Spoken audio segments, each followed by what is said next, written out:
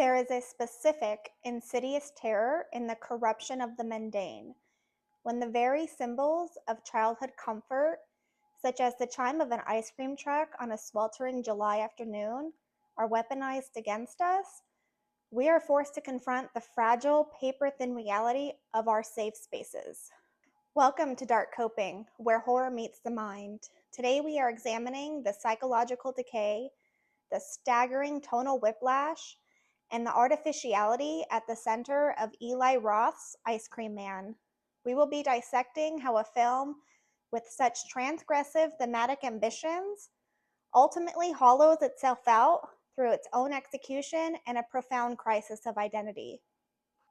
Ice Cream Man isolates its narrative within Baleen Bay, a meticulously curated, idyllic suburban town. Horror thrives on the insidious terror in the corruption of the mundane. The pristine setting acts as a suffocating facade that makes a subsequent localized epidemic feel all the more transgressive. The inciting incident is the arrival of a mute ice cream vendor, portrayed with a predatory, calculated stillness by Ari Millen.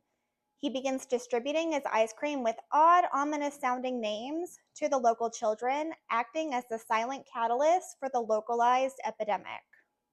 The substance within the ice cream induces a hyper-violent, hive-mind pathology in the youth, stripping them of all empathy and redirecting their primal aggression entirely toward the adult population.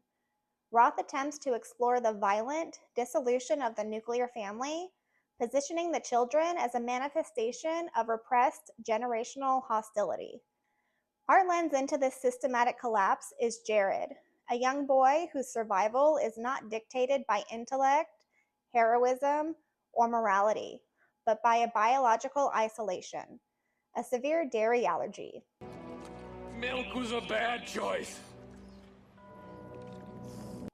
For our non-spoiler verdict, I place it at a 2 out of 5.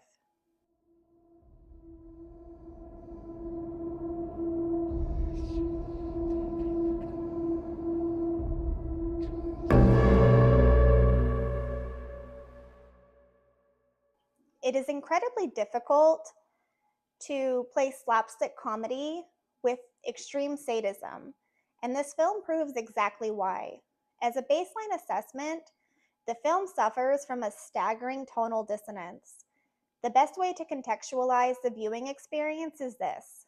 Imagine the visceral, torturous cruelty of Hostel spliced with the corrupted innocence of Children of the Corn, but executed as if Adam Sandler had made the movie.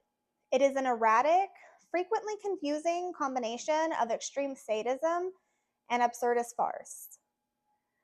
I will admit, the sheer absurdity of these tonal shifts occasionally break through the grim atmosphere. There were isolated moments where I did genuinely laugh out loud, most notably the deeply unserious scene involving a goofy-seeming security guard on a Segway thinking he's in the clear, only to be instantly attacked. However, that laughter is fleeting and almost immediately punished.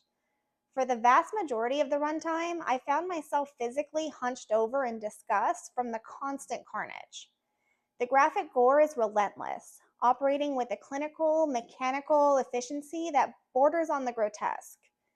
The film does not merely depict violence, it wallows in it, transitioning violently from a Segway sight gag to the prolonged, constant, agonizing mutilation of the adults.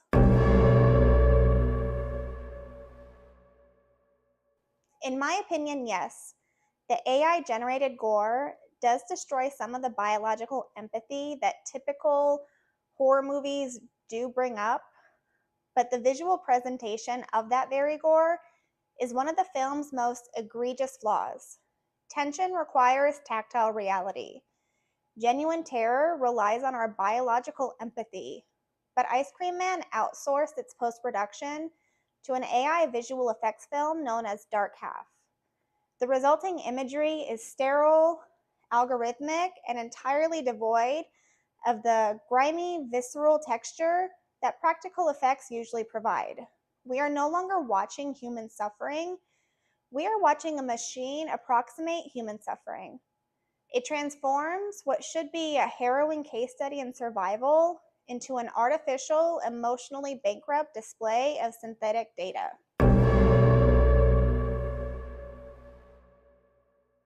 The tragedy of this artificiality is that beneath the AI gore and slapstick comedy moments, there is a genuinely devastating psychological premise waiting to be explored. Late in the film, the true motive behind the massacre is revealed. The ice cream man is not a random agent of chaos. The adults being systematically targeted and mutilated is not accidental. They are the very children from decades ago who knowingly and falsely accused him of assault. They scapegoated a vulnerable outcast to protect the actual predator, a prominent religious official in their community. This is a profoundly dark revelation about systematic complicity, the corruption of innocence, and the cyclical, unavoidable nature of trauma. It asks us to examine the violent consequences of a generational lie. Yet because the film has spent the previous hour oscillating wildly between comedic attempts and constant carnage, this heavy thematic anchor lands with a hollow thud.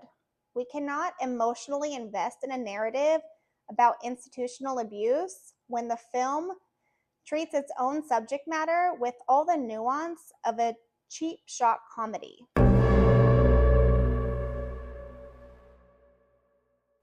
The fact that Jared and his sister unknowingly obliterated their parents did bring up a twinge of sympathy for me. By thinking they were following the supposed religious figure's instructions on how to stop the ice cream man, they actually played right into the necromancer and the ice cream man's plan, all while spending the entire movie avoiding the cursed ice cream. This culminates in a deeply nihilistic climax. Jared is forced to navigate a landscape where his peers have become apex predators, yet his survival, born entirely of his lactose intolerance, offers no catharsis or profound commentary on the isolation of the outcast. And then it even becomes a moot point because he ends up being tricked into sealing his own parents' fate, just like all of his peers had done. The difference is, Jared was fully aware of his actions, even though his motivation stemmed from the necromancer's deception. Rather than a passive observer, Jared is manipulated into becoming the architect of his own trauma. The silence of the final frame leaves us not with unearned shock, but with the suffocating, cynical reality of his manufactured guilt. Ice Cream Man attempts to interrogate the facade of suburban safety and the agonizing weight of buried trauma, but it completely loses its way in the execution. By blending the unrelenting graphic sadism of Hostel with an almost slapstick comedic sensibility, it alienated its own premise. When you compound that tonal identity crisis with the reliance on sterile, AI-generated visual effects, you are left with an artifact that simulates horror without understanding the humanity required to make it impactful. It is a grotesque, occasionally laughable, but ultimately empty experience. My final score is a 3 out of 5, only because of the attempt of a genuine storyline behind the ice cream man's horrific intentions. I just wish we had more of a story and less unemotional gore.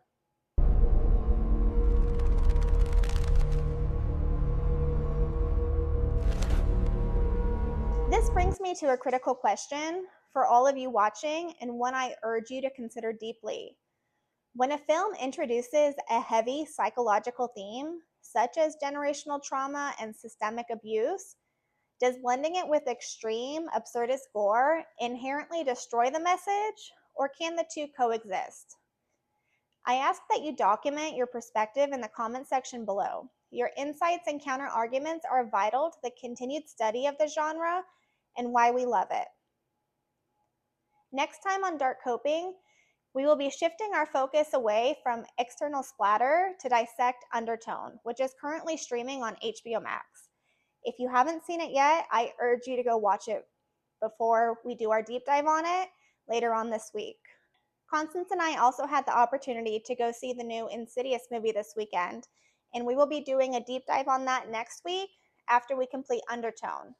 If you have the opportunity to go check it out in theaters, please go do that this week. It is definitely a must watch. Until then, this is Dark Coping. Keep surviving the dark.